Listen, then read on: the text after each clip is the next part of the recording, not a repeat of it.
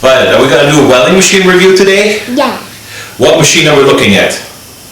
A Propulse. This is not a Propulse. Wait, what is it? What is it, huh? This is an Everlast 253 DPI. We're working with an Everlast 253 DPI. Aluminum. That's what we're going to weld with it today.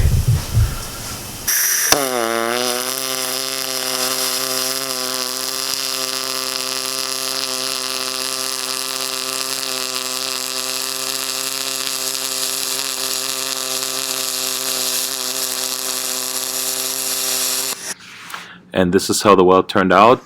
And if you want to see how we got there, what it took to do this, if this was easy, and what our machine settings were, this was a single pulse, and this here is the double pulse.